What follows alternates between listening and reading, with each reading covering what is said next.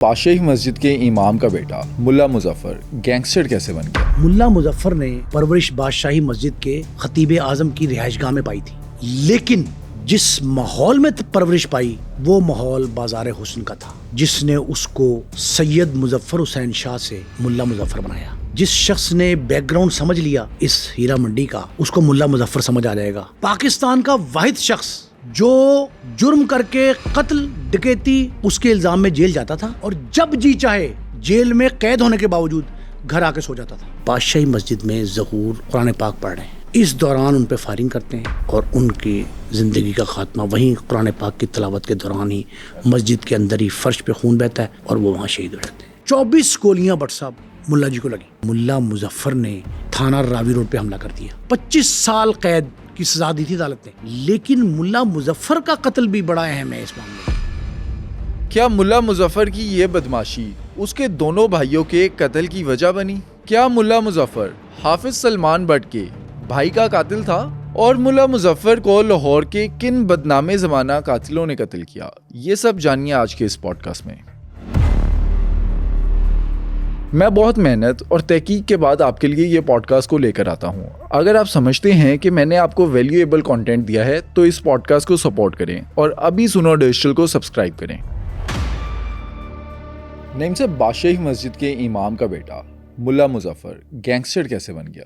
But صاحب یہ سید نور الحسن شاہ صاحب تھے، بادشاہی مسجد کے خطیب، اسے خطیب اعظم کہتے ہیں، جن کے 3 بیٹے تھے، سید مظفر حسین شاہ، سید نسیم حسن شاہ اور تیسرا جو ان کے سید ظہور الحسن شہید، انہیں شہید کہتے ہیں۔ یہ 3 ان کے بیٹے تھے، 2 ان کی بیٹیاں تھیں۔ اب بادشاہی مسجد جو ہے نا، اس کے پیش امام کا خطیب کا رول اپنی جگہ، اس کی اولاد کا رول اپنی جگہ پہ۔ اس خطیب اعظم کے 2 بیٹے قتل ہوئے۔ ملا مظفر نے اپنا نام پیدا کیا جرائم کی دنیا میں، مخالفت کی دنیا میں، دشمنی کی دنیا میں، انتقام کی دنیا میں۔ اس سے پہلے کہ ہم اس خانوادے کا تذکرہ کریں، بالخصوص ملا مظفر کی جو جرائم پیشہ زندگی ہے، اس پہ گفتگو سے پہلے آپ اس کا علاقائی تناظر جو ہے نا وہ دیکھنا ضروری ہے۔ بادشاہی مسجد ایک کارنر ہے اس علاقے کا جسے ٹکسالی گیٹ کہتے ہیں۔ ٹکسالی کے 2 حصے ہیں، ایک بیرون ٹکسالی، ایک اندرون ٹکسالی۔ اندرون ٹکسالی میں بازار حسن عرف عام میں اس کو ہیرا منڈی کہتے ہیں۔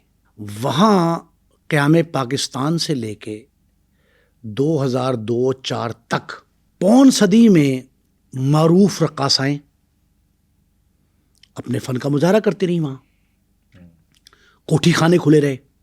پاکستان کے نامور سیاستدان، بیوروکریٹس، تجارتی شخصیات، ہر مکتبہ فکر، ہر شعبہ زندگی سے تعلق رکھنے والا جو بھی شخص تھا، ان کی اکثریت یہاں آتی رہی، لطف اندوز بھی ہوتے رہے، داد عیش بھی دیتے رہے۔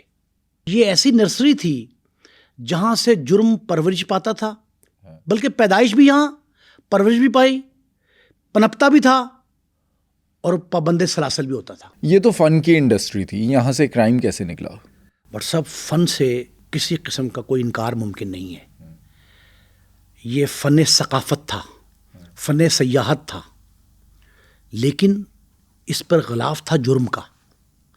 یہ فن جرم کے غلاف کے اندر لپٹا ہوا تھا۔ یہاں سے فن نے پیدائش حاصل کی، یعنی ولادت بھی فن کی یہاں سے، پرورش بھی یہاں سے، پنپتا رہا یہاں سے، غلاف میں جرم تک اس کو ٹچ کیا اسی علاقے سے، جسے ہیرا منڈی کہا جاتا تھا۔ یہاں کی طوائفیں، یہاں کے نامور ڈانسرز، رقاصائیں، شوبز انڈسٹری کی بیشتر شخصیات جنہوں نے عالمگیر شہرت پائی، ان کا مرکز تخلیق یہی ہیرا منڈی ہے۔ یہاں سے نامور فنکارائیں کچھ زندہ مام عروج پہ پہنچی اور کچھ قتل ہونے کے بعد جو ہے وہ مہمے کی شکل میں چھائی رہیں. ایسے ہی ہے جیسے نادرا ہے, نادرا ہے, نینا ہے. آپ یہ دیکھیں کہ یہاں کہ وہ لوگ جو فنکاروں کے سرپرست تھے, ماما مودا, محمود احمد نام تھا اس کا, ماما مودا, وہ ان کا ماما ایسا تھا جسے جگ ماما کہتے تھے. ہوتا کیا ہے؟ جگ ماما جو ہے وہ سب کا سرپرست تھا. کوئی چھوٹی سی بات ہو جائے وہ تھانے کچہری میں جانے کی بجائے ماما مودا کے در پہ آتے تھے سارے کے سارے. ماما مودا ان کی سرپرستی کرتا تھا, ان کو تحفظ فراہم کرتا تھا. یہاں ایک دور ایسا تھا 80s کا, آئی وٹنس اکاؤنٹ ہے, جہاں ہر دوسرے روز فائرنگ کا کوئی واقعہ ہوتا تھا. اچھا. لوگ رقص دیکھنے آتے تھے, ڈانس دیکھنے آتے تھے, اور ڈانس دیکھنے کے دوران وہ شراب پیتے تھے اور پھر آپے سے باہر ہو کے گول گپاڑا کرتے تھے. اچھا. پولیس آ جاتی تھی, فائرنگ ہوتی تھی. کئی لوگ بالا خانے کہتے تھے ان کو, بالائی منزل پہ بالا خانوں سے چھلانگ لگائے تھے نیچے. کچھ کو ڈانسرز اور ان کی نائکا دھکا دے کے نیچے پھینکتی تھی. یہ سارے آئی وٹنس اکاؤنٹ ہیں, یہ سارے مقدمات درج ہیں تھانہ ٹبی تھانے میں. آپ یہ دیکھیں کہ یہاں جو شخص کچھ وقت گزار لیتا ہے اس کے ذہن میں, دل و دماغ میں ہیرا منڈی رچ بس جاتی ہے. ملا مظفر نے سید نور الحسن کے ہاں آنکھ کھولی تھی. پرورش بادشاہی مسجد کے خطیب اعظم کی رہائش گاہ میں پائی تھی اپنے 2 بھائیوں کے ساتھ. لیکن جس ماحول میں پرورش پائی وہ ماحول بازار حسن کا تھا, جس نے اس کو سید مظفر حسین شاہ سے ملا مظفر بنایا. جس شخص نے بیک گراؤنڈ سمجھ لیا اس ہیرا منڈی کا, اس کو ملا مظفر سمجھ آ جائے گا, اس کو ماما مودا سمجھ آ جائے گا, اس کو زمرد بیگم سمجھ آ جائے گی, اس کو نینا اور نادرا کا قتل سمجھ آ جائے گا. اس دھرتی کی یہ خاصیت ہے کہ اس میں خون کی آبیاری کی گئی ہے. اچھا, مظفر حسین جو ہے ملا مظفر کیسے بنتا ہے؟ اس کے نام کے ساتھ جو ملا آتا ہے وہ کیوں آتا ہے؟ دیکھیں, والد پیش امام خطیب, علماء کرام ایک لفظ ہے, مولوی ایک اور لفظ ہے, خطیب ایک اور, متبادل ہے نا اس کے سارے. آپ جب بگاڑ کے نام پیش کریں گے نیگیٹو سینس میں, جس کے معنی مثبت کی بجائے منفی ہوں گے, پھر آپ مولوی کو, خطیب کو ملا کہیں گے. اچھا. باپ کے طرح کا اگر یہ خطیب اعظم ہوتا تو اسے شاہ صاحب. اچھا ویسے ایک بات بتاؤں آپ کو, بٹ صاحب اس شخص کے بارے میں نا 2-3 باتیں بڑی اہم ہیں. لوگ اسے کہتے ہیں غنڈہ, بدماش, جی, رسا گیر, قاتل, ڈاکو, یہ. لیکن ایک بات ہے کہ اس کی جو پذیرائی تھی نا وہ اس کے خاندان سادات سے تعلق کی وجہ سے تھی کہ سید زادہ ہے. لوگ اس کی تعظیم کرتے تھے. میں نے آنکھوں سے دیکھا کئی بار, یہ جو ہوٹل ہے باہر ٹکسالی کے باہر, اس کے بھائی کا نام ظہور علم شہید, سید ظہور شہید اس کے بھائی کا نام تھا. وہ قتل ہو, بتاؤں گا بعد میں آپ کو. اس ہوٹل کے باہر, یا جب وہ نہیں بنا تو اس کے بیک سائڈ پہ, جہاں وہ بہت بڑی بڑی سی مسیریاں سجانے والی وہ کھڑی ہیں, اور یہ جو لے کے جاتے ہیں دولہا دلہن کو, بگیاں وہ کھڑی ہوتی ہیں, وہاں چارپائی ڈال کے وہ سویا کرتے تھے اور لوگ ان کے آ کے پاؤں داپتے تھے. دوسری, پاکستان کا واحد شخص جو جرم کر کے قتل, ڈکیتی, جوا, ایک حادثہ بھی خاتون کو مارا تھا ایکسیڈنٹ کے ذریعے, اچھا, اس کے الزام میں جیل جاتا تھا, اور جب جی چاہے جیل میں قید ہونے کے باوجود گھر آ کے سو جاتا تھا. کیسے؟ یہ واحد مثال ہے پورے پاکستان میں. ایک مثال وہ ایک لسانی تنظیم کے شخص کی ملی تھی کراچی میں, جو سوتا تھا گھر میں رات کو, اس کو وہ رات کو سوتا تھا, یہ دن کے وقت بھی گھر آتا تھا سب کے سامنے.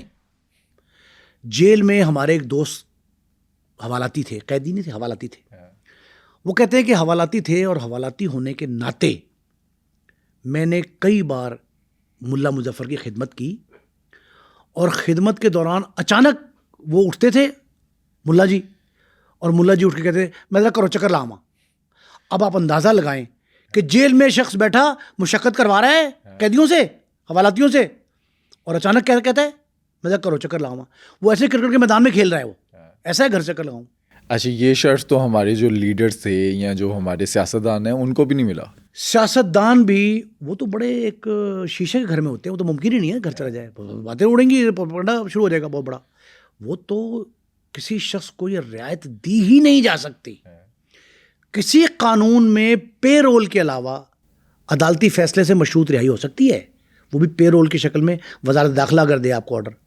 ادروائز کوئی قانون, کوئی ضابطہ ایسا نہیں ہے کہ آپ کو قیدی نمبر لگا ہوا ہے اور آپ گھر سو رہے ہیں. اپنے دوست احباب کی بیٹھک کے لیے ٹائم دیا جاتا تھا کہ ملا جی جیل سے آ رہے ہیں اتنے بجے.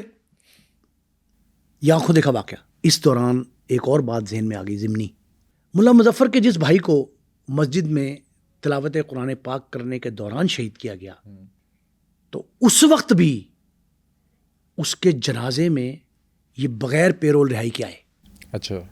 ملا مظفر اپنے بھائی کے جنازے میں شریک ہوئے پے رول پہ رہائی کے بغیر.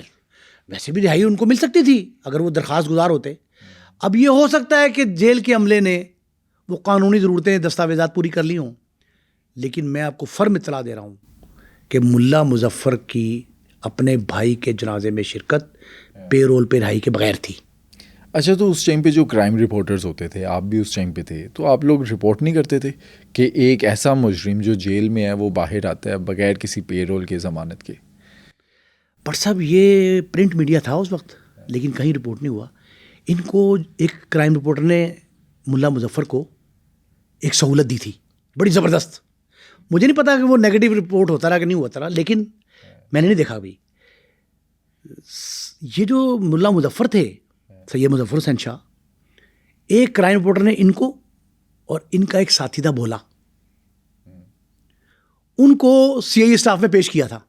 یہ مفرور تھے الزام میں, اقدام قتل کا ایک الزام تھا, اس میں مفرور تھے. ان کو ایک کرائم رپورٹر اپنے ساتھ لے گئے اور جا کے اس وقت ایس پی سی آئی تھے حامد مختار گوندل, ان کے پاس پیش کیا تھا. یہ میرا آئی وٹنس اکاؤنٹ ہے. تو کرائم رپورٹر ان کو ہیلپ آؤٹ کرتے تھے. ملا مظفر کے زندگی کے کئی پہلو ہیں. ایک پہلو یہ بھی ہے کہ اپنے بھائی شہید کے نام پہ بننے والے ہوٹل پہ وہ 100-150 لوگوں کو روزانہ مفت کھانا کھلاتے تھے. اچھا. قطار لگتی تھی, جو وہاں مزدور محنت کش لوگ تھے وہ قطار میں لگ کے مفت کھانا بھی کھاتے تھے. ملا مظفر کا ایک پہلو دشمنداری کا. دشمنداری ایسی تھی. بنی کیسے دشمنداری؟ ہاں, یہ سب سے اہم بات ہے کہ ملا اس دور میں ٹرانسپورٹیشن مال برداری کا ٹرک ذریعہ نا, ایک ابتدا میں اس سے پہلے گڈے ہوتے تھے, گڈ پہ سامان رکھتے تھے, لے جاتے تھے.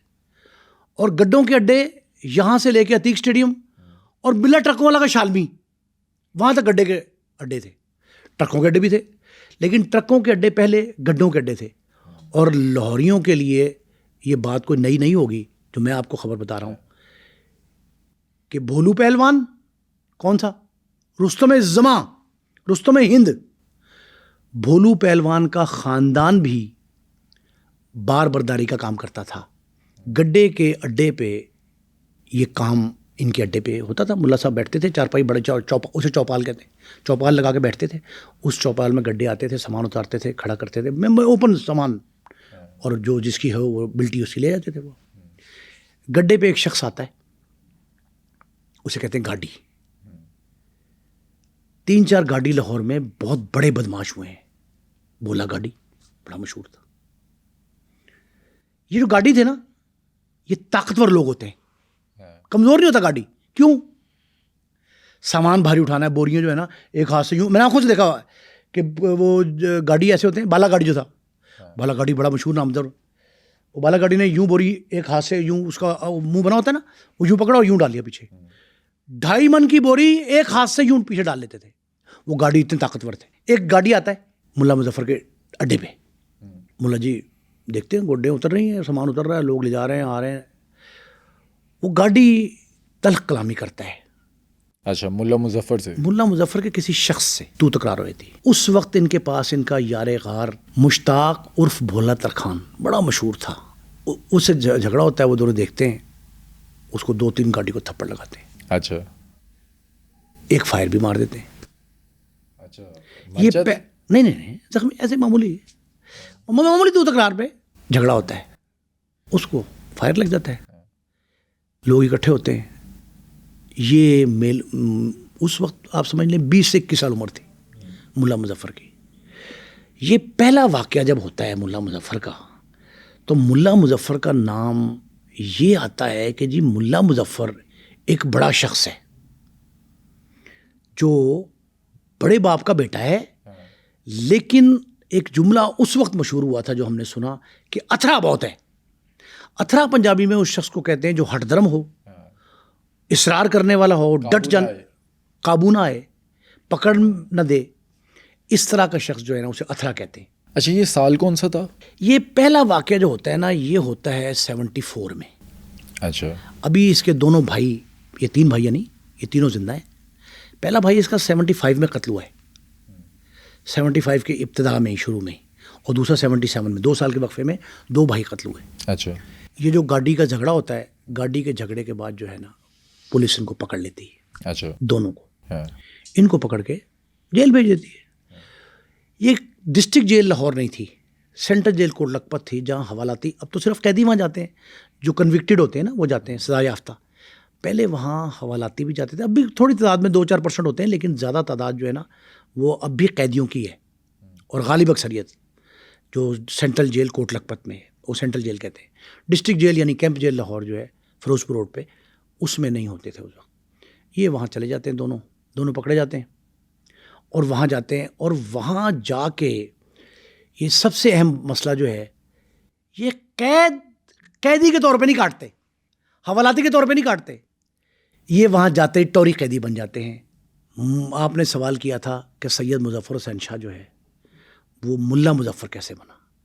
جیل کی 7 بار کی زندگی, 7 بار یہ جیل گیا ہے, مجموعی طور پہ 11 سال کی جیل کاٹی. اچھا 7 بار جیل جو ہے نا, اس نے سید مظفر حسین کو ملا مظفر بنایا.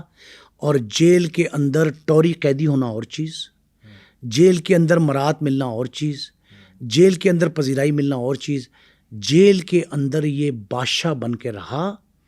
لیکن 2 واقعات مقامات ایسے ہیں جس میں اس کو جیل میں ہزیمت اٹھانا پڑی.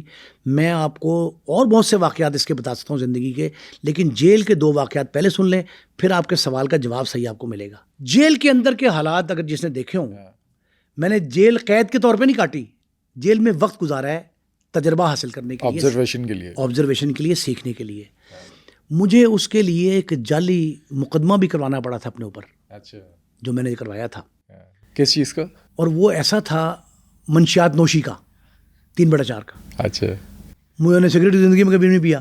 کوئی بندہ اگر مجھ سے یہ پوچھتا کہ آپ تو سگریٹ بھی پیتے تھے, آپ نے منشیات نوشی کہاں سے کی, کیسے کی؟ اس دور میں سگریٹ میں منشیات. تو کون سی جیل میں گئے تھے؟ یہ ڈسٹرکٹ کیمپ جیل لاہور کی. اچھا یہ بٹ صاحب جیل کے اندر کے جو حالات جانتا ہے نا, اس سے واقف ہوگا کہ جیل میں 2 اوقات بڑے سخت ہوتے ہیں, اور بھی بہت کئی ہیں, لیکن 2 مرحلے بہت سخت ہیں. ایک جب جیل میں سائرن بج جائے, ہنگامی حالت کا اعلان ہو, سائرن بج جائے. دوسرا گنتی کے وقت کو بندہ موجود نہ ہو. یہ گنتی میں شامل ہی نہیں ہوتے تھے ملا صاحب. ان کا روب دبدبہ ایسا تھا کہ گنتی میں شامل نہیں ہوتے تھے, ٹوری قیدی تھے. ایک دفعہ گنتی کے دوران ملا صاحب نہیں پائے گئے, انہوں نے سائرن بجا دیے, یہ کہاں گیا ملزم ہمارا. بڑی مشکل سے 1 گھنٹے بعد ان کو لایا گیا. ایک روز کیا ہوتا ہے کہ سپرنٹ جیل, وہ بڑے دبنگ قسم کے افسر تھے, جو مسعود انور قریشی سپرنٹ جیل تھے سینٹرل جیل کوٹ لکھپت کے, وہ دورے پہ آتے ہیں. اب یہ دورہ جو شخص جو جیل میں وقت گزارا ہے ہونا, اس کو اندازہ ہوتا ہوگا کہ ٹوری قیدی کیا ہوتا ہے, جیل میں مشقت کیا ہوتی ہے. جیل کا دورہ سپرنٹ دورے پہ آتا ہے تو باقاعدہ پن ڈراپ سائلنس ہوتی ہے. کسی کو چڑیا کو پر مارنے کی جو ہے نا وہ ایسی جرت نہیں ہو سکتی کہ وہ کوئی بول دے, چوں چرا کرے. جیل سپرنٹ آیا ہے تو بالکل خاموشی چھا جاتی تھی. پورے جیل کے در و دیوار جو ہیں وہ خاموش ہو جاتے ہیں. سپرنٹ صاحب آتے ہیں, قریشی صاحب, اور ڈپٹی سپرنٹ ہر قیدی کے حوالاتی کے بارے میں بتا رہا ہوتا ہے. تو وہ ایک شخص کو دیکھتا ہے, 7 فٹ قد ہے, بڑی بڑی مونچھیں ہیں اور لمبے لمبے بال ہیں, اور شکل سے وہ عجیب طرح کا حلیہ اس کا. تو وہ پوچھتا ہے ڈپٹی سپرنٹ سے, سپرنٹ کہ کون ہے یہ؟ اس نے کہا جی یہ ملا جی. انہوں نے کہا کون ملا جی؟ انہوں نے کہا ملا مظفر صاحب.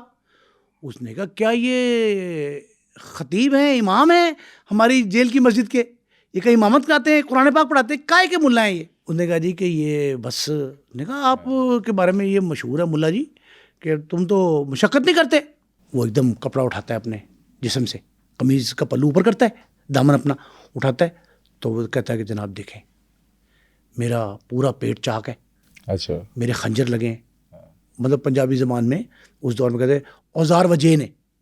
اس نے کہا جی مجھے زخمی کیا گیا ہے, سٹیپ کیا گیا ہے, تو میں اس قابل نہیں ہوں. انہوں نے کہا اچھا کوئی بات نہیں.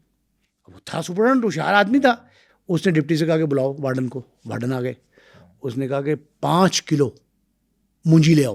وہ کیا ہوتی ہے مونجی؟ مطلب فصل جو مونجی کی ہے, وہ مشقت کا سب سے مشکل مرحلہ ہوتا ہے, وہ چکی پیسنا, جس کو وہ کہتے ہیں 40 چکی کی سزا. مشقت, کسی کو اگر سزا کے طور پہ 40 چکی بھیجا جاتا ہے, چکر لگایا جاتا ہے, تو وہ جو چکی کی مشقت ہے وہ اس کو کہتے ہیں کہ اگر یہ نہیں جا سکتا یہیں رہے, وہ 5 کلو مونجی یہاں لے کے اسے کوئی یہاں کرے گا. اچھا, تو وہ مونجی کی فصل جو ہے اس کو دلنا, مونج دلنا, تو اس کے لیے وہ 5 کلو منگاتے ہیں. اس نے کہا یہاں بیٹھ کے کرو, تم نہیں جا سکتے مشقت کے لیے باہر جانا.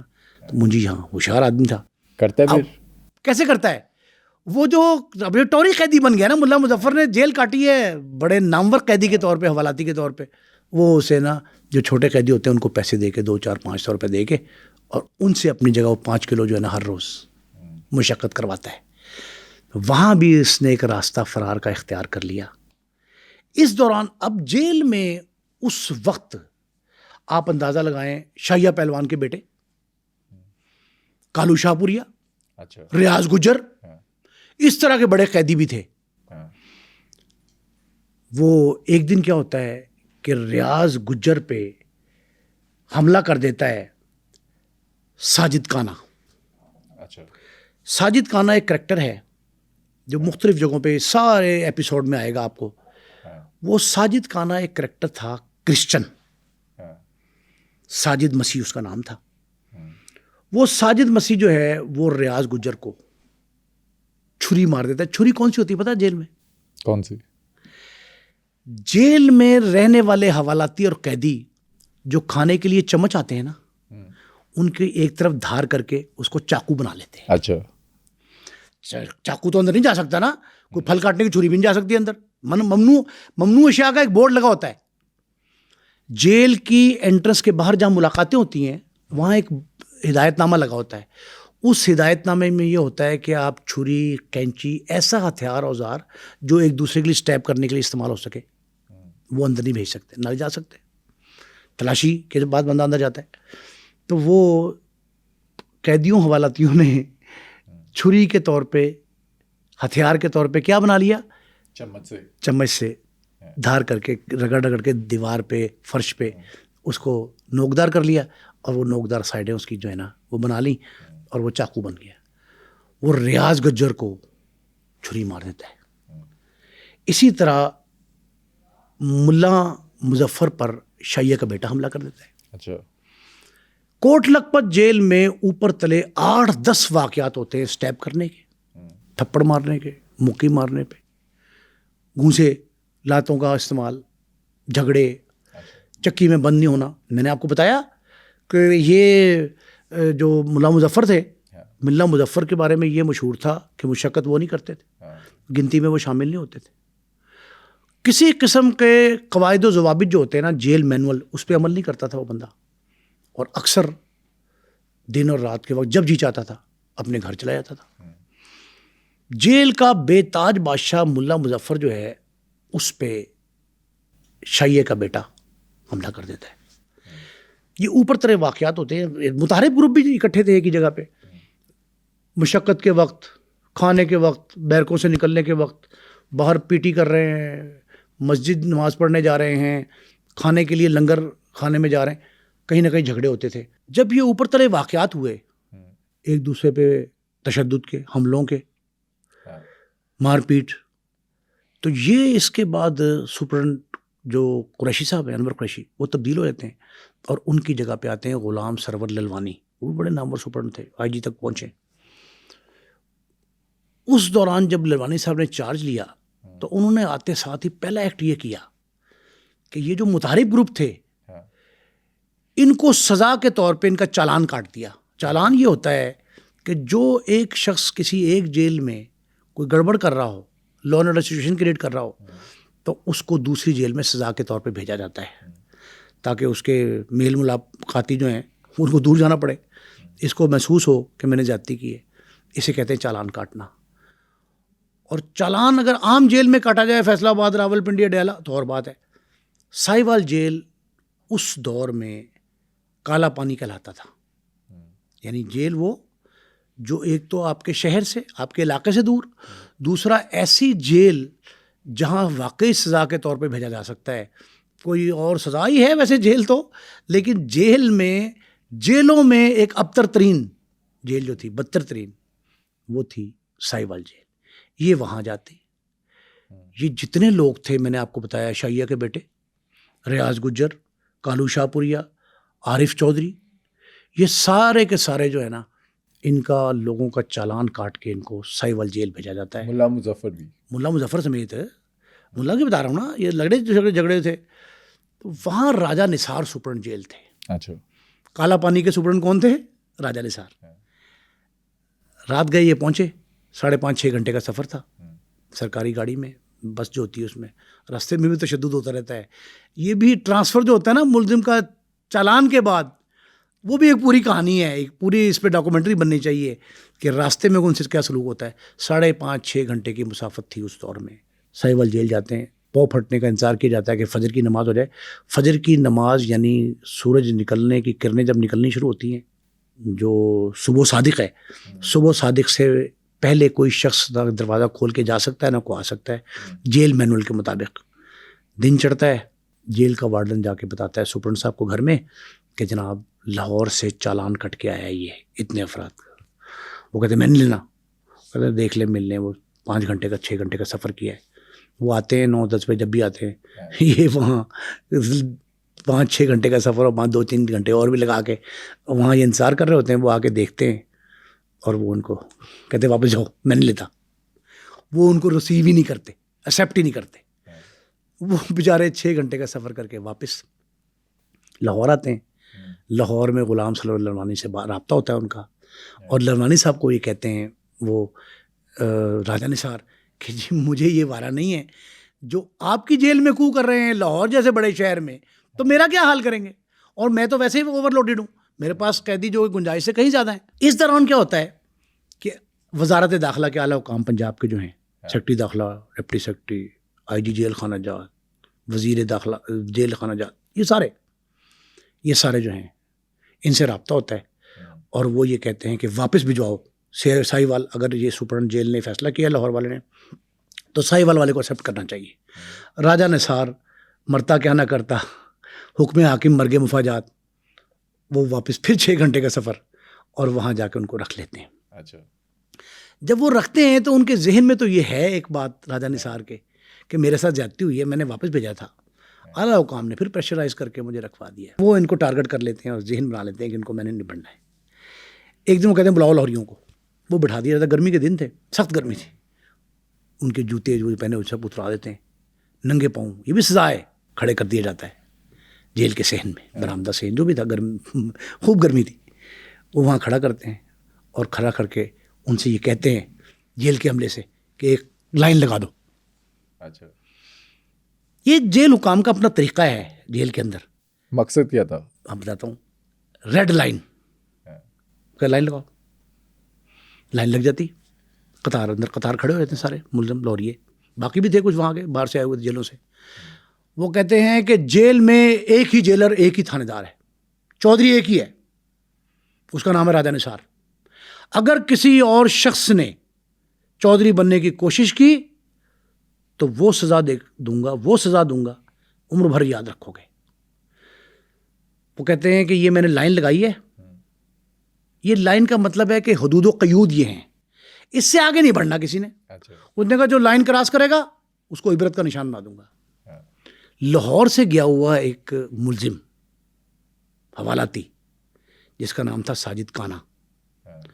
ساجد جو ہے وہ لائن عبور کر لیتا ہے, کیا ہوتا ہے اس کے ساتھ؟ وہ کہتا ہے سر بندے ڈر رہے لوگ کہاں پر ہے. سپرنٹ جیل کا تو بڑا دبکا ہوتا ہے. وہ جیل کے اندر بادشاہ ملا مظفر تو ہم کہہ رہے ہیں تلمیحاً. جنون بادشاہ کون ہے؟ Sprint jail. اس نے لائن لگائی, اس نے عبور کر لی, حکم عدولی کی. اب لوگ سارے قیدی حوالاتی یہ توقع کر رہے ہیں جیل کے ملازمین سمیت کہ اب اس کی خیر نہیں ساجد کا مسیح کی, اس کو جو ہے نا چھوڑنا نہیں سپرنٹ صاحب نے.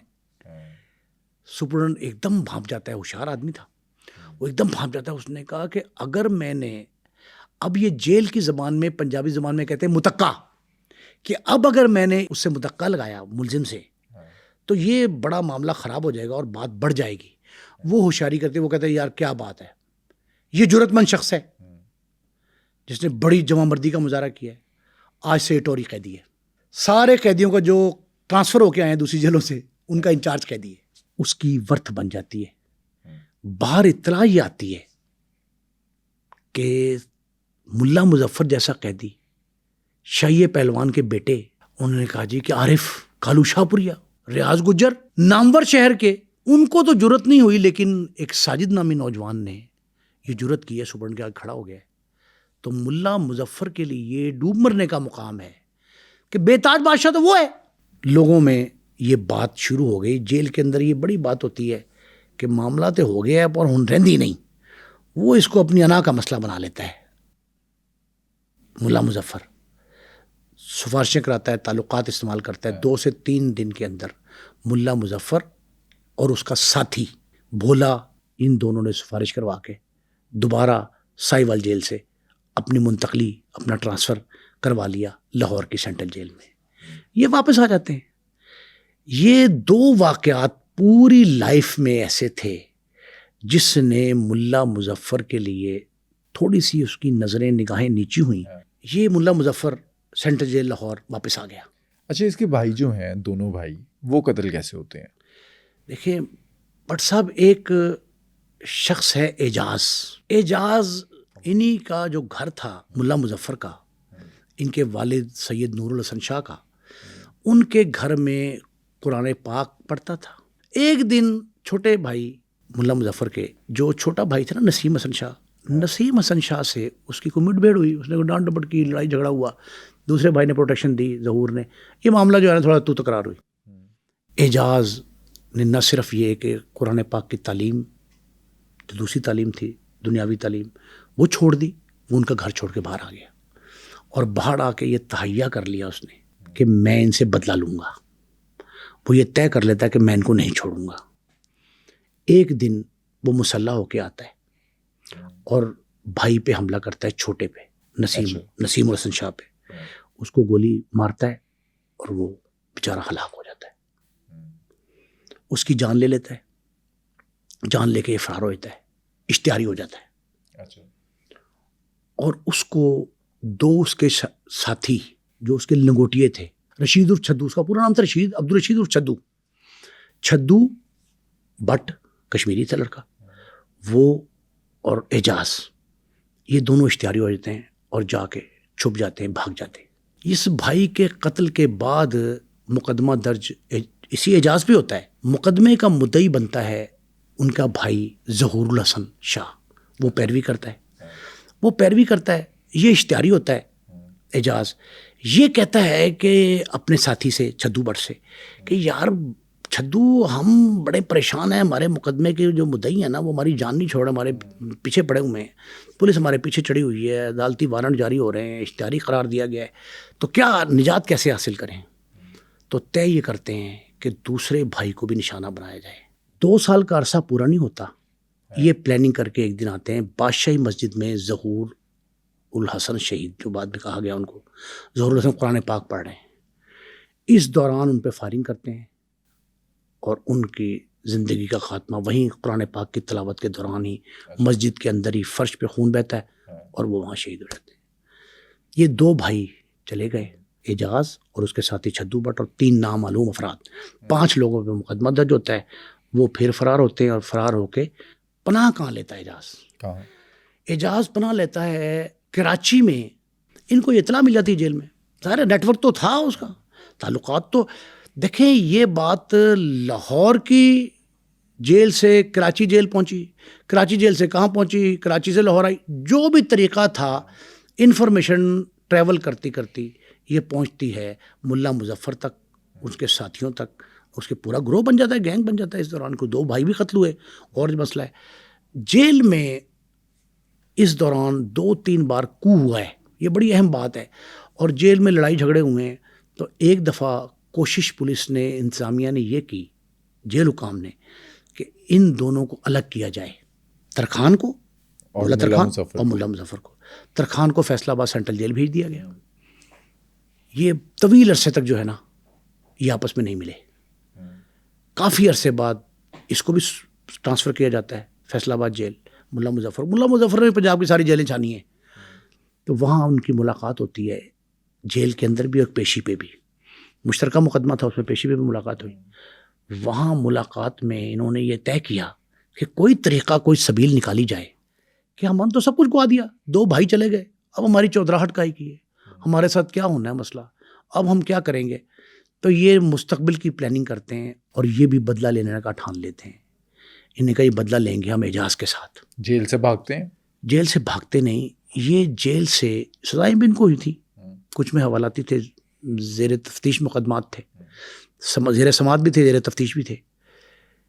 انہوں نے جیل میں 8 سال تو آلموسٹ مجموعی طور پہ گزار لیے تھے. اچھا. اب انہوں نے کہا کہ اگر ہم ضمانت پہ جاتے ہیں تو مسائل اور ہوں گے، ہمیں رہائی کا جو ہے نا بندوبست کرنا چاہیے.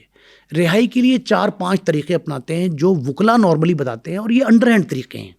یہ بھی جیلز کی کہانی سننے والے جو خواہش مند لوگ ہیں نا ان کے لیے بڑی اچھی انفارمیشن ہے کہ آپ، یہ ملا مظفر تو حافظ قرآن تھے. انہوں نے کہا جی کہ میں قرآن پاک پڑھاتا ہوں جیل میں قیدیوں کو، حوالاتیوں کو، ان کے بچوں کو. تو بچے بھی منڈا خانہ ہوتا ہے اس میں جیل میں بند ہوتے ہیں. انہوں نے کہا میں قرآن پاک پڑھاتا ہوں، قرآنی تعلیم دے رہا ہوں. تو سزا میں تخفیف ہو گئی، 6 ماہ فرض کریں. پھر اس نے کہا جی کہ میرا بیہیویئر بہت اچھا ہے جیل میں، تعلقات تو تھے نا انتظامیہ سے مل ملا کے، سزاؤں میں تخفیف کے طریقہ کار نکالے کہ جی میں ویل بیہیوڈ پرزنر ہوں. 6 ماہ اور قید کم ہو گئے. انہوں نے کہا جی، اور اس کے علاوہ انہوں نے کہا جی کہ جیل کے تمام قواعد و ضوابط جو ہے نا اس کو اوبے کرتا ہے، کوئی لا اینڈ آرڈر سچویشن کریٹ نہیں کر رہا. یہ بھی انہوں نے کہا جی کہ چال چلن بڑا اچھا ہے جی، نماز کی امامت کرا رہا ہے جی. مختلف طرز پہ اس شخص نے اپنی سزاؤں میں تخفیف کرائی اور مجموعی طور پہ 8 سال اور کچھ ماہ بنے ان کو رہائی نصیب ہو گئی. اپنے ساتھ انہوں نے وہ سارے ایلی بائی جو اس کے بنے تھے، جو سہولیات اس کو ملی تھیں، وہی ترخان کو ملی. بھولا ترخان ہوئے رہا ہو کے آتے ہیں. باہر آ کے یہ پہلے ریکی کرتے ہیں، اعجاز کا سارا ڈیٹا لیتے ہیں کہ اعجاز کہاں ہے، کیسے مل سکتے ہیں، کیسے ٹارگٹ کریں گے اس کو.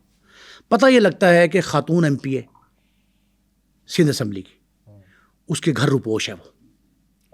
یہ ساری انفارمیشن گیدر کر کے دونوں کراچی چلے جاتے ہیں. وہاں ملتا ہے ترخان وہاں مل جاتا ہے. اس کے 4-5 دن ریکی کرتے ہیں، اس کو ٹریس کر لیتے ہیں. ٹریس کر کے دونوں اس کو پکڑ لیتے ہیں، دبوچ لیتے ہیں.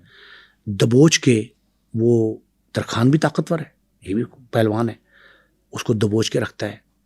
ایک پسٹل ہوتا ہے، ریوالور کہتے ہیں اس کو، جس میں گراڑی گھومتی ہے، 6 گولیاں ہوتی ہیں، وہ ایک چلائیں تو گراڑی آگے ہوتی ہے، دوسری سامنے آئی تھی تیسری. وہ اس وقت کا مشہور ترین ویپن تھا. وہ بالکل کنپٹی کے اوپر رکھ کے کھوپڑی میں گولی چلاتا ہے ملا مظفر. انتقام کی آگ بجھانے کے لیے، اپنے 2 بھائیوں کے قتل کا بدلہ لینے کے لیے، 2 بھائی قتل ہوئے تھے اس کے، سید نسیم حسن شاہ اور سید ظہور الحسن شاہ. وہ دونوں کے قتل کا بدلہ لینے کے لیے جو ٹھان کے آیا تھا، پکڑتا ہے، دبوچتا ہے. ترخان طاقتور تھا اور یہ کنپٹی میں رکھ کے گولی چلاتا ہے، آر پار ہو جاتی ہے. جب آر پار ہوتی ہے تو طے شدہ پروگرام کے مطابق وہ چھرا گھونپنے لگتا ہے. اچھا. بھولا ترخان پکڑا ہوتا ہے، اس نے ساتھ چھرا ہاتھ میں تھا، وہ گھونپنے لگتا ہے. تو یہ چونکہ اچھا ملا مظفر نے تو آنکھ ہی مذہبی گھرانے میں کھولی تھی نا، تو مذہب کا عنصر بھی غالب تھا ان پہ. تو ملا مظفر سے کہتا ہے کہ یار مرے کو مارنا مناسب نہیں ہے، اس کو چھرا نہ مار. وہ چھرا کھینچ لے واپس. ٹھیک ہے. یہ واپس اسے خون میں لت پت دماغ کے آر پار گولی ہو گئی, دماغ کے آر پار گولی ہو گئی. یہ بعد میں بتا دوں ڈیل اس کی, آر پار ہوئی اور لوت پت خون میں واپس آئے تھے. اچھا, موقع پہ مر جاتے؟ جب یہ لاہور پہنچتے ہیں, عجیب سی بات ہے, عجیب معجزہ ہے, یہ لاہور پہنچتے پتہ لگتا ہے کہ وہ تو زندہ ہے. اعجاز اس کی بینائی چلی گئی, گولی آر پار ہو گئی, بیچ میں ٹھہری نا اندر, بلیڈنگ کچھ نہیں ہوئی, اس کو اٹھا کے فوراً ہسپتال لے گئے. خدا نے زندگی اس کی رکھی تھی, جان بچانی تھی, جان بچ گئی. ابھی وہ فوت ہوا ہے, وہ 2-3 سال پہلے اعجاز فوت ہوا ہے لاہور میں. وہ تو ٹھیک ٹھاک ہو کے لاہور آ گیا تھا, کتنا پرانا واقعہ, تو وہ اچھی عمر میں فوت ہوا, 80 سال پلس. وہ ٹھیک ٹھاک رہتا ہے, ان کو بڑا دکھ ہوتا ہے. یہ کہتے ہیں ہماری تو پلاننگ ناکام ہو گئی, لیکن دل میں یہ تسلی تشفی تھی کہ ہم نے اپنا ایکٹ تو کر دیا, اب اللہ نے اس کو بچا لیا. خدا مسبب الاسباب ہے, اس نے جو ہے کوئی سبب پیدا کیا, وہ بچ گیا. یہ واپس آ جاتے ہیں. ادھر آ کر کیا کرتے ہیں؟ لاہور میں یہ بیرون ٹکسالی چوک, آپ آزادی چوک سے تھوڑا پہلے, اور یہ جو لیڈی ولنٹن ہاسپٹل ہے اسے بالمتصل, پنجاب ڈینٹل کالج سے متصل, یہ باہر بیرونی دروازہ, بیرونی ٹکسالی گیٹ جو ہے باہر کا حصہ اس کے, اسی چوراہے پر جہاں یہ مجمع لگاتے تھے, چوپال لگاتے تھے, بڑی چارپائی ڈال کے بیٹھتے تھے, وہاں ایک ہوٹل قائم کرتے ہیں جس کا نام اپنے مرحوم مقتول بھائی ظہور شہید کے نام پہ رکھا جاتا ہے. ظہور شہید ہوٹل, وہ جو سبزی دال والا ہوٹل ہوتا ہے, ڈھابا ٹائپ, لیکن وہاں ملا مظفر کے نام پہ وہ کاروبار چمک جاتا ہے. ظہور شہید کے نام پہ جو ہوٹل بنتا ہے نا, اس پہ قد اعظم تصویر لگی ظہور شہید کی. دوسری تصویر چھوٹے بھائی نسیم شاہ کی, وہ لگی ہوئی ہے. وہاں لگا کے ملا مظفر صاحب بیٹھتے ہیں, اور بیٹھتے کس طرح, جس طرح کا ہوتا ہے طریقہ ڈیرے داری, کہ چارپائی پہ لیٹ گئے, سو رہے ہیں, باہر گن پڑی ہوئی ہے ساتھ چارپائی کے پاس ہی سرانے, اور دوسری چارپائی پہ اور 2-4 لوگ بیٹھے گپ مار رہے ہیں, تاش کھیل رہے ہیں, اور کچھ ان کے جو ہیں پاؤں داب رہے ہیں. یہ سلسلہ چودراہٹ کا, نمبرداری کا, ڈیرے داری کا یہ شروع کر دیتے ہیں. یہاں لوگوں کا آنا جانا, اور یہ آئی وٹنس اکاؤنٹ بتا رہا ہوں, اس ہوٹل پہ بٹ صاحب وہاں کے لوکل ایس ایچ او سے لے کر ایس پی تک میں نے بیٹھتے دیکھے. اچھا. اس ہوٹل پہ وہ بڑے بڑے زائرین جو داتا دربار, پیر مکی شریف سلام کرنے, زیارت کرنے آتے تھے, وہ بھی یہاں بیٹھتے تھے. آپ بھی جاتے تھے؟ میں بھی جاتا رہا. کربلا گامے شاہ کے زائرین بھی وہاں آتے تھے. یہاں رش لگا رہتا تھا, سڑک ہی بین تھی. اب تو فلائی اوور بن گیا نا, انڈر پاس بھی بن گیا. یہ اور بات ہے, اس وقت یہ آزادی چوک سب سے مصروف ترین چوک تھا شہر کا. بیرون شہر جانے والے ہر شخص نے یہاں سے گزرنا ہے. دادا صاحب اور باقی مزارات پہ حاضری دینے والوں نے یہاں آنا ہے. دربار کے گرد و نواح میں جو اسلامک کتب کے مراکز ہیں, وہاں لوگوں کی بڑی تعداد آتی تھی. عرس کے دنوں میں میلہ لگتا تھا, جو تھے دودھ کی سبیلیں لگتی تھیں. وہ شہر کی ثقافتی سرگرمیوں کا مرکز تھا یہ چوراہا. یہاں لوگ آ کے بیٹھا کرتے تھے. اور اس دوران یہ ایک دن کیا ہوتا ہے, ان کے مخالفین, یہ جو گروپ تھا اعجاز وغیرہ کا ان کا سارا, ان کے مخالفین ایک بڑے جتھے کی شکل میں آتے ہیں, اور آتے ہی اندھادھند فائرنگ شروع کر دیتے ہیں ملا مظفر پہ. اچھا. 24 گولیاں بٹ صاحب ملا جی کو لگی, کچھ اس کو بھی لگیں, ترخان کو بھی. مخالفین جو حملہ آور تھے ان پہ انہوں نے زخمی ہونے کے باوجود جوابی فائرنگ کی. اچھا, یہ مرے نہیں؟ نہیں, 2 طرفہ فائرنگ میں ملا مظفر 24 گولی لگنے کے بعد شدید زخمی ہوئے, لیکن حیات رہے ماشاءاللہ. تشویشناک حالت, سروائیو کر گئے. مخالفین پہ بھی گولیاں برسائیں. ان میں ایک نوجوان مارا جاتا ہے. کون؟ اگر آپ نے نام سنا ہو, جماعت اسلامی کے ایک بڑے مرکزی رہنما تھے, ہمارے پنجاب یونیورسٹی اسٹوڈنٹس یونین کے صدر تھے, حافظ سلمان بٹ. جی جی, ان کا بیٹے بھی جبران بٹ کے والد. حافظ سلمان بٹ کا شمار جماعت اسلامی کے صف اول کے ان رہنماؤں میں ہوتا تھا جو جرت اور دلیری کی علامت سمجھے جاتے تھے. اسٹوڈنٹ پولیٹکس میں ان کا بڑا نام تھا. ریلوے کی یونین کے سربراہ رہے, وہ ریلوے پیغام یونین کے صدر رہے, بانی بھی تھے. ان کے ایک بھائی تھے حافظ زہیب بٹ, حافظ قرآن تھے. ان کو ایک فائر لگتا ہے اور وہ اس میں جاں بحق ہو جاتے ہیں. اچھا، جو مخالف گروپ تھا وہ اس کے ساتھ آئے تھے؟ اس کے ساتھ وہ آئے تھے. اب یہ اندازہ لگائیں اس وقت ان کے والد، حافظ صاحب کے والد خواجہ طفیل مرحوم، خدا ان کی مغفرت کرے، بڑے وہ بھی دلیر افسر تھے، بڑے نامور پولیس افسر تھے. وہ ایس پی کینٹ تھے. یہ علاقہ سٹی ڈویژن تھا لیکن وہ کینٹ ڈویژن کے ایس پی تھے، پرانے آدمی تھے. ان کو اطلاع پہنچتی ہے، ظاہر ہے جوان بیٹے کی موت، ایک بڑی افسردگی پیدا کی اس نے، نہایت افسوس کا مقام تھا. بٹ صاحب یہ ان تک اطلاع پہنچتی ہے، ساری فیملی افسردہ ہے، غمگین ہے، متاثرہ فیملی.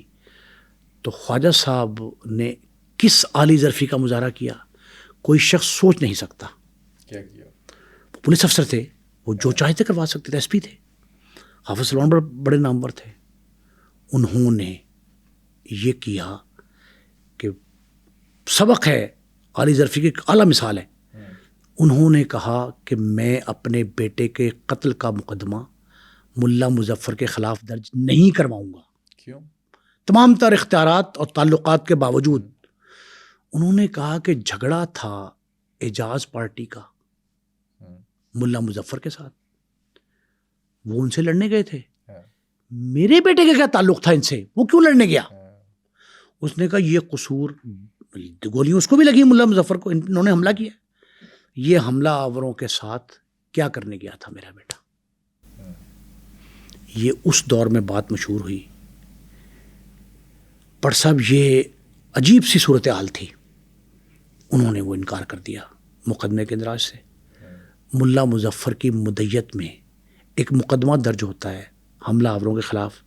میں نے آپ کو ایک بتایا تھا کہ پلیس آف اکرنس، جائے وقوع پہ کس کا حق ثابت ہے. وہ حملہ کرنے آئے تھے ان کے ڈیرے پہ. تو یہ ٹریس پاسنگ ہے، یہ زیادتی ہے، غیر قانونی ہے. یہ مقدمہ ملا مظفر کی مدیت میں حملہ آوروں کے خلاف درج ہوا. اجاز پہ ہو جاتا ہے. اجاز پہ ہوتا ہے. 302 کے مقدمے کا کوئی ٹرائل نہیں، کوئی نام و نشان نہیں، کوئی کچھ نہیں ہوتا. ویسے تو مرحوم حافظ زہیب کو بڑا ٹریبیوٹ پیش کیا. اس کے نام کا ایک فٹ بال ٹورنامنٹ بڑا مشہور ہے، حافظ زہیب میموریل فٹ بال ٹورنامنٹ. حافظ زہیب فٹ بال کا بڑا اعلیٰ پلیئر تھا. ہر سال وہ ٹرافی ہوتی ہے، نامور ٹیمیں شرکت کرتی ہیں، اس کے نام کا فٹ بال کلب ہے. بہت اس کو ٹریبیوٹ پیش کیا بھائیوں نے، والد نے، عزیزوں نے، دوستوں نے. لیکن اس کے قتل کا مقدمہ درج نہیں ہوا. یہ پھر ایزی ہو کے بیٹھ جاتے ہیں. اچھا، کہتے ہیں کہ مظہر طبی کا جو مقدمہ وار تھا اس نے حملہ کیا تھا ساتھ. یہ نعیم حیدر بٹ وہ مین حملہ آوروں میں تھا. اس نے گولیاں چلائی تھیں اور اس کا تعلق بھی بعد میں ثابت ہوا اعجاز کے ساتھ. اچھا. اور یہ کہتے یہ ہیں کہ ان میں 4 اجرتی قاتل بھی تھے جو ملا مظفر سے اعجاز پہ حملے کا بدلہ لینے آئے تھے. حالانکہ اعجاز ان کے 2 ملا مظفر کے 2 بھائیوں کے قتل کے الزام میں بھی نامزد ملزم تھا. اس کے باوجود یہ واقعہ جو ہے اس میں نعیم حیدر بٹ، مظہر طبی کا گینگ جو ہے اس کا اعجاز سے رابطہ، تعلق، بلیک ایگل سے تعلق، یہ سارے کا سارا جو ہے نا یہ اس دور میں سامنے آیا تھا. اور اس دور کے اسٹوڈنٹ لیڈرز میں سے بھی بہت سے گینگسٹرز تھے. ہم نے ایم ایس ایف کی جو کہانی ہے اس میں سارا کچھ بتایا آپ کو. طاہر پرنس تھا اس کے اندر، عاطف چودھری تھا، ارشد امین چودھری، یہ سارے لوگ ہم نے، نثار گجر، رئیس ٹینکی، نواز خان کا قتل ڈال سنگھ کالج میں اسلامیہ کا ریل روڈ کے طالب علم کا، بہت سارا. یہ سارے کے سارے واقعات جو ہوتے تھے نا اس وقت کی اسٹوڈنٹ پالیٹکس میں یہ گینگسٹرز گھس گئے تھے. ارشد امین چودھری کے بھائی کا قتل، پھر اس کے بعد یہ بلا ٹرکوں والا اور ٹیپو ٹرکوں والا، بلا ٹرکوں والا اور تیفی بٹ اور گوگی بٹ، یہ ان کے معاملات چلتے رہے. یہ سارے واقعات جو ہے نا یہ اسی دور میں ملا مظفر کے سلسلے کی کڑی تھے جو آگے چل کے اسٹوڈنٹ پالیٹکس میں قتل و غارت گری کا باعث بنے. ایک تو یہ اسپیکٹ تھا.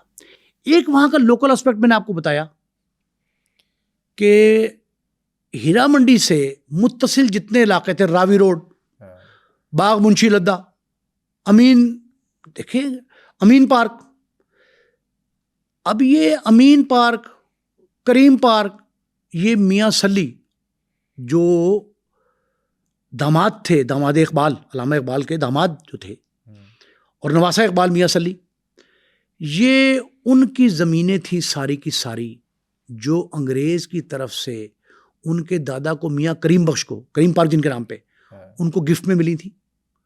اس سارے علاقے میں جو لوگ آباد ہوئے تھے ان میں سے بیشتر اکثر جرائم پیشہ تھے.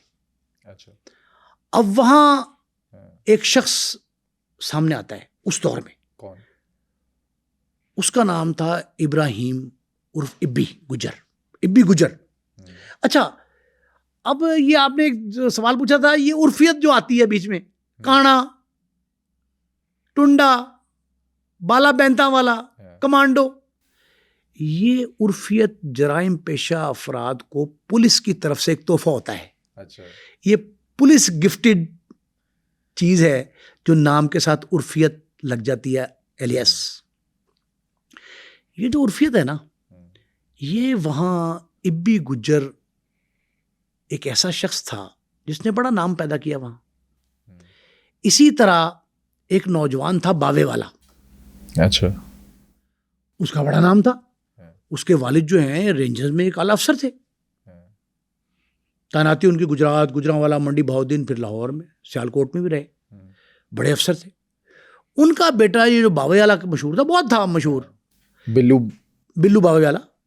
یہ بلو اقبال اور بلو باوے والا. یہ باوے والا جو نوجوان تھا، یہ اپنے والدین کا ناخلف بھی تھا اور کوئی نہ کوئی آئے روز واقعہ کرتا رہتا تھا. تعلقات کی وجہ سے اس کے پاس کلاشنکوف کا کیرنگ ویپن پرمٹ ہوتا ہے، وہ کیرنگ ویپن پرمٹ بھی اس کے پاس تھا کلاشنکوف کا. گاڑی بھی بڑی اعلیٰ نسل کی تھی اس کے پاس اس دور میں. یہ گاڑی لے کے پھرتا رہتا تھا گلی محلے میں. اس کے والد نے کہا کہ یہاں سے نکلو، یہ کس علاقے میں آباد ہو گئے ہو، اس گردو یہاں. یہ لوگ نوجوان جو آتے تھے نا، آتے یہ ہیرا منڈی کی وجہ سے تھے. وہ اس کو ہیرا منڈی کے یعنی اس ٹکسالی گیٹ کے بالمقابل باغ منشی لدہ ہے، راوی روڈ پہ. بڑے مشہور خاندان ہیں یہاں سے. امین بٹ پہلوان، ان کے بیٹے قیصر امین بٹ ارکان اسمبلی رہے، ڈپٹی میئر رہے.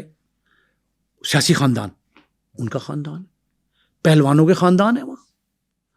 آج کل یہ جو ایم پی ایم این اے وہاں کے سارے پہلوان خاندان کے، باؤ یاسین پہلوان وہاں کے تھے. یہ سارا علاقہ جو ہے، یہاں ایک علاقہ ہے باغ منشی لدہ. باغ منشی لدہ میں اس کو گھر لے دیا اس کے والدین نے کہ تم نے یہیں رہنا تو یہیں مرو. اس کو وہاں گھر لے دیا. اس نے وہاں نمبرداری، ڈیرے داری شروع کر دی. باوے والا نے، اس کو گجر اچھے لگتے تھے. یہ کہتا تھا کہ گجر جہاں ملے نا، ان کی اگر بڑی بڑی زلفیں ہیں تو وہ زلفیں کٹوا دو، مونچھیں بڑی ہیں وہ کٹوا دو، اور کچھ نہیں تو قمیض کے جو دامن ہے، پلو، وہ لمبے کرتے پہنتے نا گجر، وہ کاٹ دیتا تھا. کچھ کہتے نہیں تھے. وہ دشمن ہو گیا اس کے جان کے. کہنا کیا تھا، مقدمے باری شروع ہو گئی، عجیب عجیب صورتحال بن گئی. اب جب ان کو یہ پتہ لگا، وہاں انہوں نے کہا جی کہ ایک تو نمبرداری، ٹھیکیداری، بدماشی جو بھی کہہ لیں، وہ ملا مظفر کی ہے کہ اس کے 2 بھائی مارے گئے، وہ جیل کاٹا ہے، تو نمبرداری ہو گئی. ایک طرف باوے والا آ گیا، ابی گجر آ گیا. اب وہاں اچھو شیدی، ان کے والد علما، بابا علما بڑا مشہور تھا. یہ ان کے سارے اس وقت آنے جانے جو لوگ تھے میل ملاپ والے، ان کا وہاں آنا جانا ہو گیا. ڈیرے داری جو ہے نا، باقاعدہ راوی روڈ کے اس محلے میں، منشی لدہ، باغ منشی لدہ میں یہاں شروع ہو گئی. اور یہاں جھگڑے ہر روز ہوتے، تھانے کو آ رہا ہے، کوئی جا رہا ہے، کوئی نہ کوئی واقعہ ایسا ہوتا ہے جس میں پکڑ دکڑ ہو رہی ہے. ملا مظفر اس میں پنچایت بھی کراتے تھے، دشمن داری کو بیاتے بھی تھے. اچھا، ملا کے بارے میں ایک اور بات میں آپ کو بتاؤں. ملا کے بارے میں ایک بات مشہور تھی کہ ملا مظفر پہ آپ جو مرضی انگلی اٹھائیں، وہ دھڑے باز آدمی ہے. دیکھیں، بعض چیزیں جو جرائم پیشہ ہوتے ہیں، دشمن دار ہوتے ہیں، جو بدمعاش بھی آپ ان کو کہہ لیں. کچھ لوگوں نے یہ بھی الزام لگایا ہے ملا مظفر پہ کہ ان کے گینگ کے لوگ ناکہ بندی کر کے باقاعدہ راہگیروں کو لوٹتے تھے. اچھا, ڈکیتی کرتے تھے راہگیروں کو. کئی مقدمات کی درخواستیں تھانوں میں موجود ہیں کہ ملا مظفر نے, ان کے ساتھیوں نے, فلاں جگہ پہ نقل لگا کے ہمیں لوٹ لیا. یہ اپنی جگہ پہ. لیکن ڈیرے داری, وفا, جو دھڑے بازی ہے, اس پہ قسم حلف اٹھایا جا سکتا ہے ملا مظفر کی. یہ ہر ان کے دوست, ایون دشمن نے, مجھے ان کے مخالفین بھی ملتے ہیں بٹ صاحب, میں نے ان سے پوچھا کہ ہاؤ ڈڈ یو فائنڈ ہم, کیسا لگا آپ کو ملا مظفر؟ وہ کہتے تھے یار تھا تو ہمارا مخالف لیکن تھا دھڑے باز. اس نے ایسی دوستی نبھائی اس ترخان سے, بھولا ترخان سے, مشتاق سے, مرتے دم تک ساتھ رکھا اس کو جدا نہیں ہونے دیا. لوگوں نے بہت کان بھرے, کئی واقعات مجھے ایسے معلوم ہیں جس میں کان بھرے اور ان کو یہ اس کو اکسایا گیا بھولے ترخان کے خلاف, لیکن اس نے کہا جی کہ یہ وہ اس طرح کا نہیں ہے. آہستہ آہستہ آہستہ آہستہ یہ گینگ وار جو ہے نا, ایک ایسی نوبت آئی کہ ملا مظفر نے اسی گینگ وار کے تناظر میں, تسلسل میں تھانہ راوی روڈ پہ حملہ کر دیا. یہ ملا مظفر کے پولیس والوں سے بہت تعلقات تھے. ایک ہم نے آپ کو تیفی گوگی بلا ٹرکاں والا کیس میں, اس سٹوری میں ہم نے آپ کو بتایا تھا ناظرین کو اپنے, کہ ڈیرے داری کی کامیابی جو ہے نا وہ پولیس والوں کے بغیر ممکن نہیں ہے. بلا ٹرکاں والے کے ڈیرے پہ پولیس والے آتے تھے. تیفی بٹ کے گھر میں نے بڑے بڑے سیاستدان, اعلیٰ پولیس افسر آتے دیکھے, بیٹھتے تھے, گپ سپ کرتے تھے.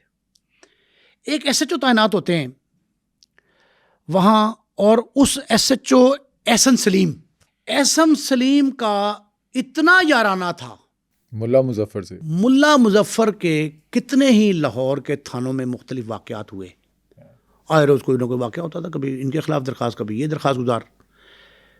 ان میں یہ جو احسن سلیم تھے بطور انسپیکٹر, اس نے بہت ہیلپ کی ملا مظفر کی, بہت گہرا تعلق نبھایا احسن نے.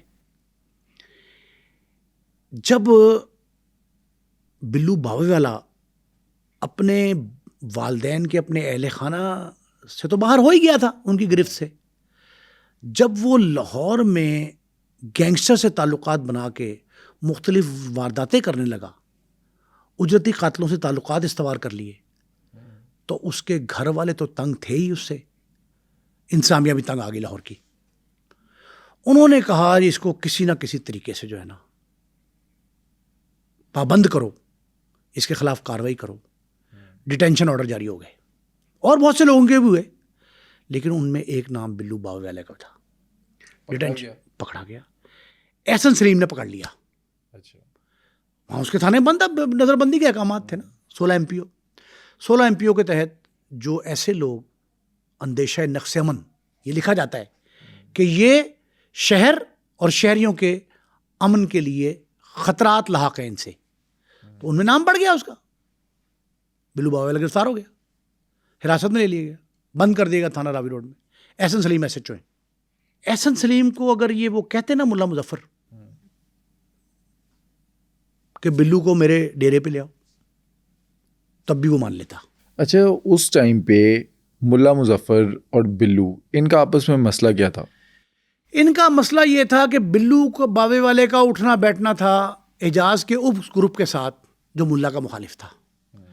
ملا یہ کہتے تھے کہ میرے بھائیوں کے سارے وہ قاتل ہیں جو اعجاز کے دوست ہیں. اچھا, دوست کا دوست دشمن, دشمن کا دشمن دوست. اس فارمولے کے تحت بلو کو وہ اپنا دشمن سمجھتے تھے, اور بلو ملا مظفر کو اس علاقے کا نمبردار تھانے دار نہیں مانتا تھا. اچھا, اس نے چیلنج کیا تھا ملا مظفر کی ریٹ کو. وہ یہ کہتا تھا بلو کہ میں بڑے باپ کا بیٹا ہوں تو میری تھانے داری یہاں قائم ہوگی. یہ اصل میں نے آپ کو کہا کہ اس علاقے کی جو آبیاری ہے نا, وہ انتقام کے خون سے ہوئی ہے. یہاں قتل و غارت کی وہ تاریخ جو ہے نا, اس میں اسی خون کے اثرات شامل ہیں جس سے آبیاری ہوئی ہے.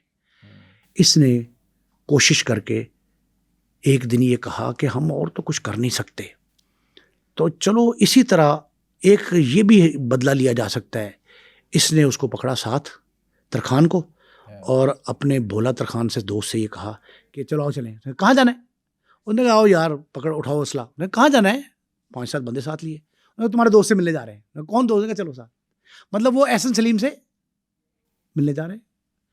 وہ تھانے پہ جاتے ہیں. میں نے آپ کو پہلے بتایا کہ اگر وہ چاہتا ملا مظفر تو اس کو طلب کر سکتا تھا SHO کے ذریعے کہ میرے پاس لے آؤ. لیکن اس نے وہاں تھانے پہ گیا. تھا تو پورا دلیر آدمی, اور اس نے تھانہ راوی روڈ پہ حملہ کر دیا. اچھا. کلاشن کوفوں, پسٹل, موزر, گنے, بھرپور حملہ تھا. پولیس والے ڈر گئے, وہ تیار ہی نہیں تھے. نقصان ہوا پولیس کا؟ پولیس کا نقصان کیا ہوا, یہ تو ملزم کو مارنے آئے تھے. حوالات میں پولیس والوں نے کہا کہ ایک تو یہ قیدی نہیں ہے, یہ تو نظر بند ہے 16 MPO کے تحت, اور پھر بڑے باپ کا بیٹا, بڑے باپ کا بیٹا ہے, رینجرز کا ایک اعلیٰ افسر ہے اس کا باپ. تو ہم اس کو نکالے. انہوں نے کسی نہ کسی طریقے سے اس کا تحفظ اس کو فراہم کیا, خود بھی اپنے آپ کو بچایا اس حملے سے, اور اس کو محفوظ مقام پہ منتقل کر دیا. اور یہ حملہ جو ہے یہ ختم ہو گیا, اور یہ لوگ واپس چلے گئے. ان میں سے 2 لوگ گرفتار ہوئے, حملہ آوروں میں سے ختم ہو گئے. اس کا مقدمہ درج ہوا. بٹ صاحب ظاہر ہونا تھا ملا مظفر پہ, ملا مظفر پہ, اس کے ساتھیوں پہ, اور 2 نامزد تھے. ایک 2 گرفتار ہو گئے موقع سے, ملازم تھے ان کے, اجرتی سمجھ لیں. لیکن 2 افراد جو ہیں وہ مین ملزم تھے. ترخان, بھولا ترخان, مشتاق اور بھولا ترخان اس کا پورا نام ہے, اور حافظ ساتھ لکھا ہے, حافظ مظفر حسین ملا مظفر. یہ 2 نامزد ہوئے. لیکن SHO کا دوست تھا, مقدمے کا مدعی بھی وہی تھا, استغاثہ اسی کا تھا. تو اس میں نرمی کا مظاہرہ کیا پولیس نے. کیسے؟ میں نے تعلقات آپ کو بتائے. FIR لولی لنگڑی تھی. FIR اس طرح کی مستند اور ٹھوس نہیں تھی جس طرح کی واقعہ ہوا یا ریکوائرمنٹ تھی. وہ نرم تھی FIR. اس میں یہ بیل آؤٹ ہو گئے. اس کے بعد پھر ڈیرے داری شروع ہو گئی. اچھا, بلو باوے والا جو ہے اس کی جان بچ جاتی ہے؟ اس کی جان بچ گئی. اس کو 1-2 فائر لگے لیکن جان بچ گئی. کوئی اتنا بڑا واقعہ نہیں ہوا. وہ حالت کے اندر تھا. اس کو پولیس نے دیواروں کے ساتھ ساتھ اوٹ میں نکال کے باہر نکال دیا. وہاں سے اس کو گاڑی میں بھجوایا, اور وہ اس کی جان بھی بچ گئی. اور اس کی نظر بندی کے احکامات بھی دیکھیں. یہ جب پتہ لگ گیا ان کو کہ جناب ہماری تو غلطی تھی, سیکورٹی فراہم نہیں کر سکے اور ہم نے نظر بند بھی کیا, انتظامیہ کی یہ غفلت ثابت ہو سکتی تھی, تو اسی لیے اس کو ایمیکیبلی سیٹلمنٹ کے ذریعے اس کو اپنے گھر بھیج دیا گیا. لیکن پھر وہ اسی شہر میں بلو باوے والا, چونکہ وہ تھا تو بڑے خاندان کا, لیکن جس ٹریک پہ تھا, جس ڈگر پہ تھا, وہاں سے موت کے سوا واپسی ممکن نہیں ہوتی. بابا علما اچھو شیدی کا والد, ہم نے کئی بڑا ڈیٹیل تذکرہ کیا اس کا. اس کا تعلق تھا بہت گہرا قسم کا گجروں سے, اور وہ جو ابی گجر تھا وہ اور اس کے ساتھی چاچا کہتے تھے بابا علمے کو. بابا علما بڑا مشہور کریکٹر تھا لاہور کا. ایک دن کیا ہوتا ہے کہ اچھو اور شیدی کہتے یہ ہیں کہ ابی گجر کے ایما پر, اس کے کہنے پر اجرتی قاتل کے طور پہ, ویسے تو عزیزداری بھی تھی ان کا, تعلق داری بھی تھی, وہ ایک دن حملہ کرتے ہیں بلو باوے والا پہ, اور موقع پہ اس کو جو ہے ہلاک کر دیتے ہیں. اور اس کی ہلاکت کا مقدمہ 15-20 لوگوں پہ درج ہوا. بہت لمبی فہرست تھی جس میں ملا مظفر اور مشتاق, بھولا, یہ بھی شامل تھے. اچھا, لیکن ان کا تو تعلق نہیں تھا. ان کا تعلق نہیں تھا, لیکن چونکہ وہاں بدماشوں کی فہرست میں مخالفین کا خیال رکھا جاتا تھا کہ کس مخالف کو پھنسایا جائے, تو انہوں نے کہا یہ موقع بڑا اچھا ہے, ایک تیر سے 2 شکار کرتے ہیں. انہوں نے ان کا نام بھی لکھ دیا. 25 سال قید کی سزا دی تھی عدالت نے ان ملزموں کو. لیکن ملا مظفر اور دوسرا ترخان, یہ دونوں اس میں انوسنٹ تھے. ان کا کوئی تعلق اس سے واقعے سے نہیں تھا. وہ تو ابی گجر, بابا علما, اچھو شیدی, ان کے گینگ نے ہم مشورہ ہو کر سارا کام کیا تھا نا. منصوبہ بندی تو ان کی تھی, لیکن انہوں نے نام ان کا بھی ڈالا مخالفین کے کہنے پہ. ہم نے واقعہ بتایا تھا کہ طاہر پرنس پہ جو 12 ربیع الاول کو جو حملہ ہوا تھا, اس میں ایسے ایسے نام ڈال دیے گئے, ٹیفی بٹ کا نام ڈال دیا. تو یہ جو معاملہ ہے نا, بعض اوقات دشمن دار جب اپنے ساتھیوں سے مشاورت کرتے ہیں نا, تو وہ ایف آئی آر، ہم نے ایف آئی آر بہت ڈسکس کی ہیں، ایف آئی آر میں ایسے نام ڈلوا دیتے ہیں، وہ نام جو پڑے تھے ان میں 25 سال قید کا سزا کا حکم تو ہوا لیکن عمل درآمد نہیں ہوا. کتنی کاٹی؟ وہ تھوڑی سال کے عرصے کاٹی، 1.5 سال 2 سال سب نے کاٹ کے، اور اس میں یہ بے گناہ قرار پا گئے. وجہ اس کی کیا ہے کہ بلو باوے والے کا اپنا جو معاملہ تھا نا، اس سے لوگ خوش نہیں تھے. شہر کے جو گینگ وار ہوتی رہی ہے نا، اصل میں اب گینگ وار نہیں ہوئی ہے تیفی گوگی اور بلا ٹرک، یہ گینگ وار نہیں ہوئی، وہ گینگ وار تھی صحیح. جو پہلے فیز میں ملا مظفر اینڈ کمپنی کی 2 بھائی ان کے مارے گئے، باقی لوگ مخالفین، اعجاز وغیرہ کا معاملہ، اور اس کے بعد اسٹوڈنٹ پالیٹکس. یہ واقعات جو 90s تک چلتے رہے، مڈ آف 90s تک، یہ گینگ وار تھی جنون. اس گینگ وار میں بلو بھاوے والے کے جو حمایتی تھے ان کی تعداد کم تھی، مخالفین کی تعداد زیادہ تھی. اس وجہ سے وہ کیس زیادہ پرسو نہیں ہوا اور یہ ان کے دشمنوں کے ہاتھوں، اپنے مخالفین کے ہاتھوں مارا گیا. لیکن ملا مظفر کا قتل بھی بڑا اہم ہے اس معاملے میں. اچھا، اس کی موت کیسے ہوتی ہے؟ اس کی موت جو ہے نا، اس کے مخالفین، میں نے آپ سے کہا کہ ایک نہیں کئی در کھولے تھے اس شخص نے، مخالفت کے، دشمنی کے، انتقام کے. اس پہ جو الزامات لگے وہ ڈیرے داری کی، بدماشی کے، نمبرداری کے، چودراہٹ کے، جو بھی نام دیں، اس شعبے کے جتنے مخالفین تھے وہ ایک آنکھ نہیں بھاتا تھا ان کو ملا مظفر.